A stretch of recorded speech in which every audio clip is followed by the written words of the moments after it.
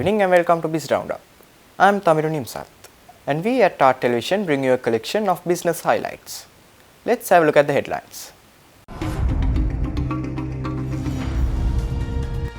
Logistics Centre of the Colombo Port gets a 15-year tax holiday. Tourist arrivals for the year surpasses 1.4 million mark. Sri Lankan ambassador in the USA calls on the CEO of the International Development Finance Corporation. News in detail. Sri Lanka tourism has recorded the arrival of over 1.4 million tourists, bringing hopes of achieving the ambitious target of 1.55 million arrivals by the end of this year. This milestone marks the highest number of visitors to the country since 2019, when Sri Lanka welcomed 1.9 million arrivals. In the first 21 days of December alone, Sri Lanka welcomed over 125,000 tourists, propelling the cumulative arrivals over the 1.4 million mark. The average daily arrivals have also seen a significant increase, reaching over 6,000 compared to November's figure of just over 5,000. The resumption of charter flights and regular cruise liners has played a pivotal role in boosting arrivals in December. Despite the progress, industry experts remain cautiously optimistic about reaching the ambitious monthly target of over 240,000 arrivals for December. India, Russia, the UK, Germany and Australia continue to lead the charts as the top 5 source markets for Sri Lanka in December. President Ranil Wickremesinghe held a meeting with members of parliament representing the Tamil community from the north and east at the Presidential Secretariat recently. The discussions focused on a range of crucial matters addressing the needs and concerns of the Tamil community. Land rights for the people in the northern and eastern provinces took centre stage in the talks. The President and the members of Parliament deliberated on measures to ensure fair and equitable provision of land rights, a critical aspect for the residents of these regions. Laws related to resettlement and reconciliation were also at the forefront of the discussions. The meeting aimed to chart a course for the effective implementation of these laws, fostering harmony and unity among communities in Sri Lanka. The challenges faced by Sri Lankans in refugee camps in India were also a matter of concern and were addressed during the meeting. Efforts were discussed to alleviate these challenges and facilitate the return and resettlement of those affected. The Tamil members of Parliament and the President further explored avenues to enhance development initiatives in these regions for the betterment of the local community.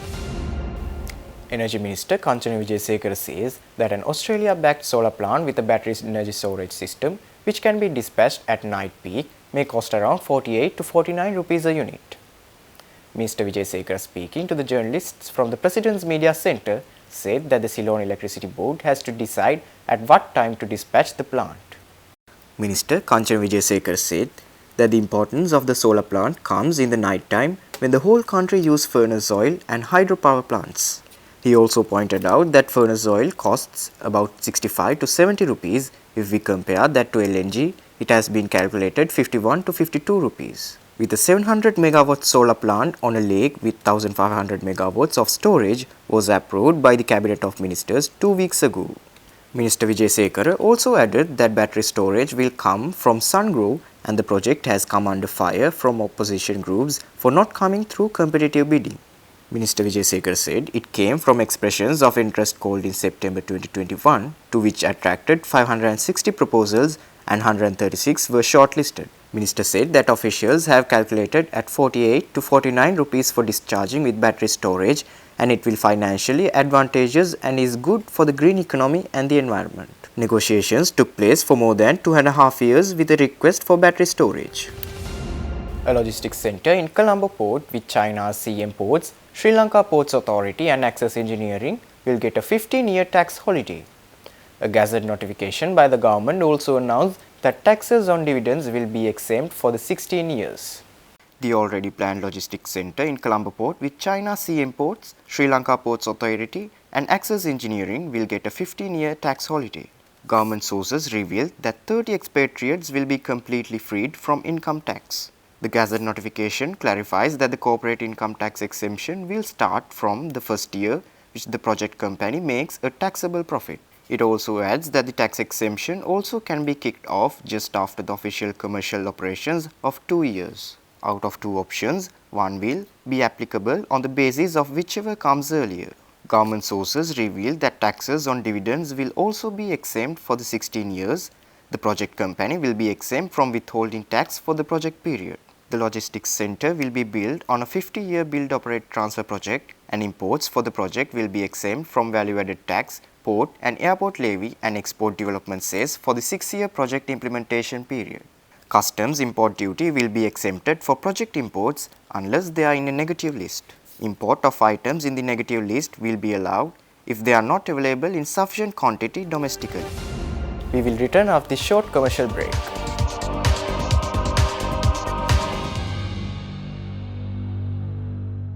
Welcome back after the break. State Minister of Finance Ranjit Siyamalapitiya says that the target income from the Excise Department for the next year has been kept as 232 million rupees. Addressing an event held in Colombo last week, Minister Siyamalapitiya said that the government has hopes on the department to make more income in the coming years. මුළු සමාජයේම බලා ඉන්නවා මේ ආදායම් ප්‍රවර්ධන නිලධාරීන් දිහා බලන්නේ 225 දිහා වගේ තමයි.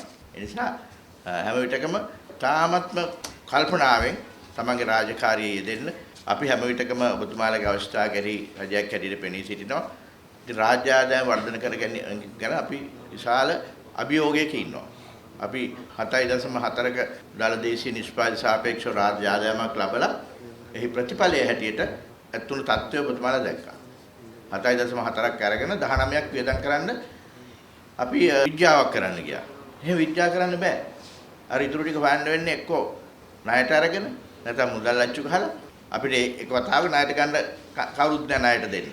අපි බංකොලොත් මුදල් අච්චු ගහන එකේ සීමාව ඉක්මවා ගිහිල්ලා. මෙන්න ඇති වුණ අර්බුදය.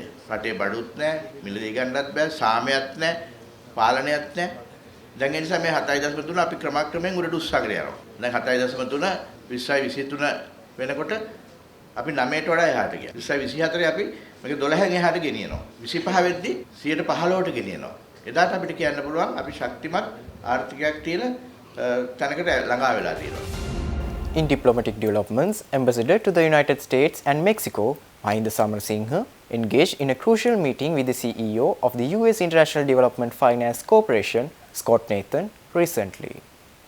During the meeting, Ambassador Samarasinghe expressed gratitude for the substantial financial support offered by the DFC amounting to nearly $1 billion for Sri Lanka. Discussions focused on potential collaborations in various sectors including refinancing commercial loans, projects related to the environment, economic and women empowerment. Ambassador Samarasinghe said the collaboration is a testament to the strong partnership between the United States and Sri Lanka. He said the two parties are exploring avenues that will not only benefit the two economies but also contribute to the well-being of citizens. Notably, the DFC recently invested $553 million for the development of the West Container Terminal at the Colombo port. This project, undertaken with the support of the Adani Group and Sri Lankan company John Keel's Holdings, aims to create an additional deep water terminal in the Colombo port. Justice Minister Dr. Vijayadasa Rajapaksa assured the country's entrepreneurship of major reforms to the existing Parrot Law, intending to introduce a new and improved act through Parliament. The minister said this addressing a conference organized by small and medium-scale enterprises on parrot executions and their impact. Minister Rajapaksa highlighted that while the Parrot Law is part of the Roman Dutch law, it no longer exists in both Rome and the Netherlands. Minister Rajapaksa added that the existing Parrot Law has been misused by banks, leading to confiscations of assets and creditors, sometimes benefiting individuals personally. The minister also expressed concern over alleged misuse of the Parrot Law. Minister Rajapaksa further stated that while safeguarding the banking system is crucial, its strength is intrinsically tied to the strength of its customers. Minister Rajapaksa pointed out that the creation of financial institutions and banks in the free economy has expanded the scope of parrot executions. He emphasized that small and medium-scale enterprises would not face challenges today if the Bank of Ceylon and People's Bank had remained true to their initial objectives. Stay tuned. We will return after this short commercial break.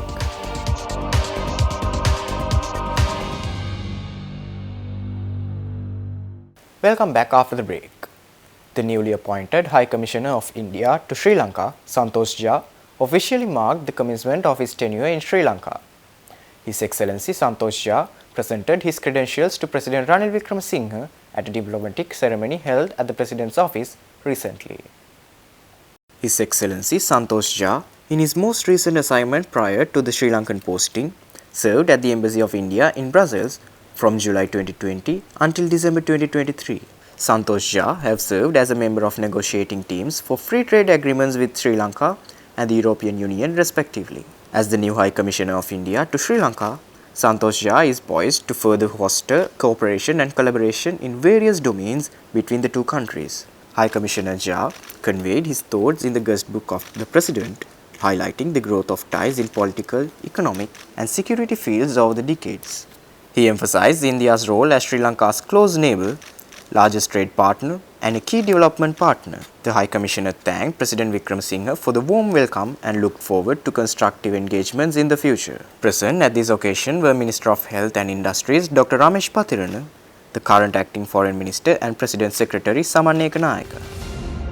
The Minister of Public Security, Tiran Alas, declared an unwavering commitment to continue the operation aimed at suppressing drug trafficking and underworld activities in the country. The minister said this speaking at a media briefing held at the Presidential Media Center last week. Minister Alas underscored the importance of public support and the current necessity for a united front against drugs and underworld activities. He expressed the vision of creating an environment where future generations can live free from fear or doubt. The minister said that the Navy has initiated a special operation to prevent the smuggling of drugs into the country through sea routes. He added that intelligence reports indicate the involvement of 4,665 individuals in drug trafficking and the underworld. In response to concerns about the abuse of children and women, Minister Alas announced plans to introduce a special hotline in the first week of January. The minister also said that women police officers will operate under this platform, recognizing that women may hesitate to share their problems with male police officers.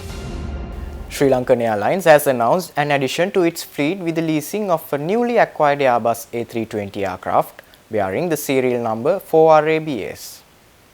The newly leased aircraft arrived from Malaysia to Colombo last week and is set to be put into service immediately after customization and branding. Its inaugural scheduled flight is expected to take place on the 29th of this month with the Maldives as its destination. Notably, the aircraft is equipped with sharklet wingtips, a feature that reduces drag and increases fuel efficiency. It will primarily serve on the airline's short and medium haul routes covering the Indian subcontinent, the Far East and the Middle East. With a configuration of 12 business class seats and 138 economy class seats, this new addition will enable Sri Lankan Airlines to increase its seat capacity on these routes.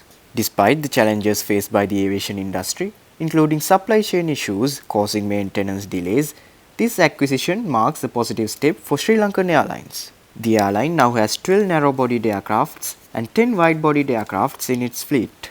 Sri Lankan Airlines anticipates more additions to its fleet in the coming weeks with the arrival of another wet-leased A330 and 2 more engines by the start of January 2024. Additionally, another sister aircraft to 4RABS is scheduled to arrive in March 2024. With that, we wind up for today. For this and more, subscribe to our channel on YouTube and follow us on Facebook. See you tomorrow with State of Business at 7:45 p.m. Take care and good night.